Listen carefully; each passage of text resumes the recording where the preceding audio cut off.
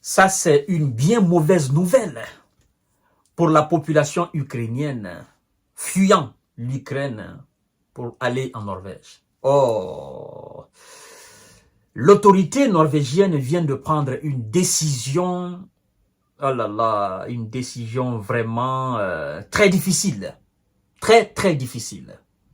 En fait, vous savez, depuis le début de l'opération spéciale militaire russe en Ukraine en février 2022, en fait, la Norvège, au même titre que la plupart des pays européens occidentaux, accordait, octroyait automatiquement l'asile aux réfugiés ukrainiens. Et donc, la Norvège vient de stopper cela. Parce que la Norvège dit, en fait, qu'elle a constaté que la plupart des gens qui viennent, la plupart des Ukrainiens qui viennent, en fait, il y a parmi ces gens des hommes qui sont en mesure, qui sont en bonne condition physique de se battre sur le terrain en Ukraine. Et donc, en grosso modo, la Norvège veut que ces gens-là retournent en Ukraine. Voilà, je sais, les pays nordiques ont une dent de fer contre la Russie. C'est ça la réalité. Et ils se disent, ben, écoutez, bon, vous devez savoir que la Norvège aussi, c'est un grand pays, mais la population est 5, quelque chose de 6 millions d'habitants. Et donc, depuis le début de l'opération spéciale, on nous informe que 85 000 Ukrainiens ont été acceptés en Norvège et donc qui ont bénéficié de l'asile dans ce pays-là. Et donc, la ministre de la Justice a pris une décision et le gouvernement norvégien. Alors, cette politique est une politique vraiment dure pour les populations ukrainiennes. Parce que, en fait, c'est une façon de les expulser en Ukraine. C'est une façon de les chasser. Parce que ce que la Norvège fait là, la décision que la Norvège vient de prendre là, en fait, la plupart des pays nordiques vont prendre la même décision. Et donc, les Ukrainiens qui sont dans ces pays seront dans l'obligation soit de fuir ces pays, de descendre vers l'Allemagne, vers la France, vers les Pays-Bas et le Portugal et l'Italie.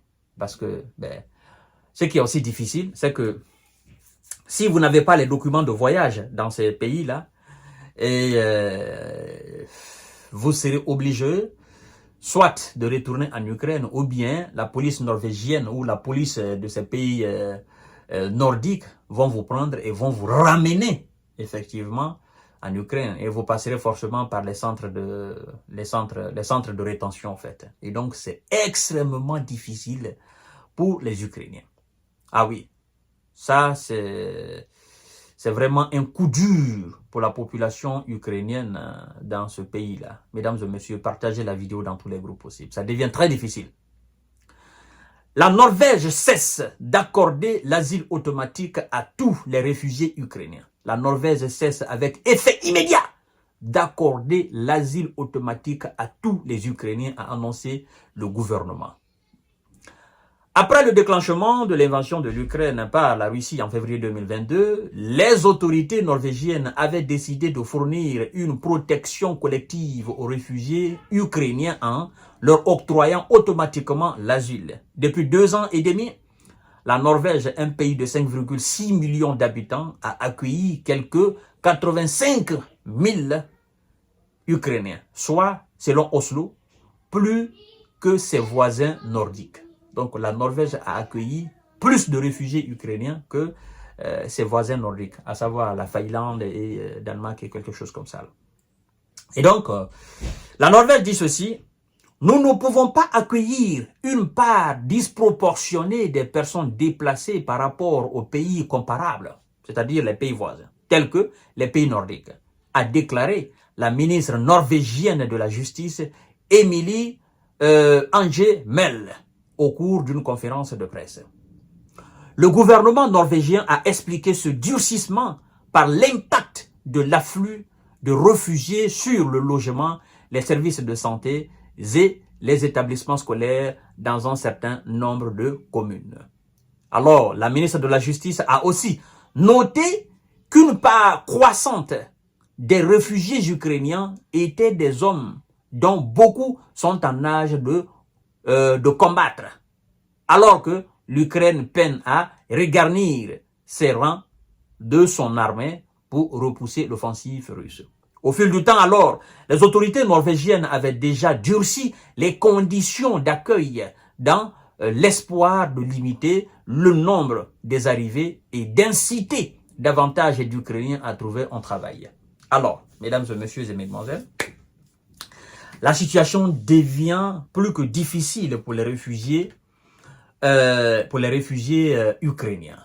Et ça me ramène à la déclaration de quelqu'un, le ministre de la Défense polonais. Le ministre de la Défense polonais. En fait, ce dernier, il avait déclaré, je cite, que tous les hommes qui sont en mesure de se battre, les hommes ukrainiens qui sont, n'est-ce pas, en mesure de se battre, en âge de se battre et qui sont en bonne condition physique, mais qui sont réfugiés dans les pays occidentaux, que l'Occident n'a qu'à les renvoyer en Ukraine pour aller faire face à l'armée russe. Et donc, qu'on n'a qu'à arrêter de les donner des allocations.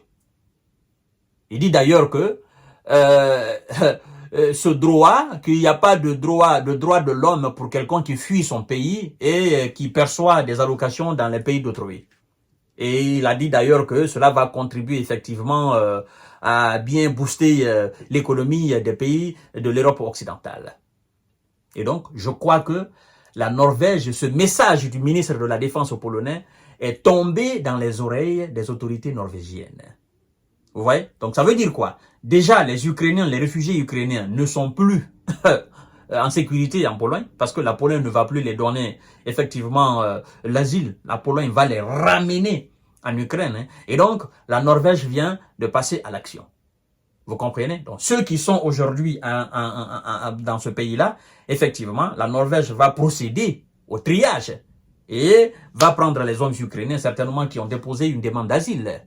La Norvège va les prendre, soit va les mettre dans un centre de rétention avant leur expulsion en Ukraine, ou bien tout simplement, la Norvège va les donner l'ordre de quitter.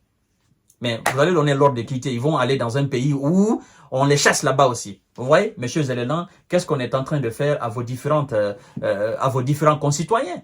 C'est quand même, c'est misérable. Ils sont devenus des nomades. On les chasse en Norvège, ils vont en Pologne, on les chasse là-bas, ils descendent, on les chasse là-bas. Et qu'est-ce qui va se passer au final? Donc, quand vous prenez ces gens-là, vous les mettez dans l'armée, ils sont mécontents. Vous les envoyez devant des soldats aguerris. Ils ne vont pas se battre. Ils vont déposer les armes, ils vont se rendre. Donc, c'est contre-productif. C'est très important de le dire. C'est contre-productif. Vous ne pouvez pas forcer les gens à aller faire quelque chose. Ils n'aiment pas. Vous les envoyez, vous envoyez 100, 1000, 2000, 3000, 4000, 5000, 80 000, 50 000, 75 000, mais ils n'ont pas envie de se battre. Ils n'ont pas envie d'aller au repos éternel comme ceux qui ont leurs prédécesseurs. Effectivement, s'ils ont l'opportunité, ils déposent les armes, ils se rendent. Et tous les jours, nous sommes en train d'assister cela. Dans le dernier bilan hebdomadaire de l'armée russe, du ministère de la Défense russe, on nous informe qu'il y a 69 S de M. Zelensky qui se sont rendus. Mais ce sont des types comme ça. Eux n'ont pas envie, n'est-ce pas, d'aller au repos éternel en faisant plaisir à l'Occident. Vous êtes venus déclencher quelque chose dans notre pays. On ne veut pas, on fuit, on part chez vous, vous nous renvoyez forcément chez nous. Mais qu'est-ce qu'on fait? On se rend à la Russie. Et si on a la possibilité même de rester dans les géoles russes, on va rester là-bas.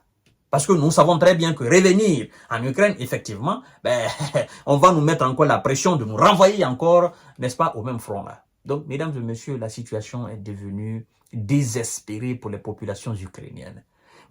C'est quand même, ça me fait de la pitié et sincèrement, ça me chauffe le cœur, au fait. Mais c'est la réalité des choses. Et je suis dans l'obligation de vous passer ces informations pour que vous sachiez exactement qu'est-ce que ces gens-là sont en train de vivre actuellement dans les pays européens. À tout à l'heure pour notre série d'informations décortiquage. Partagez la vidéo dans tous les groupes possibles. Merci beaucoup.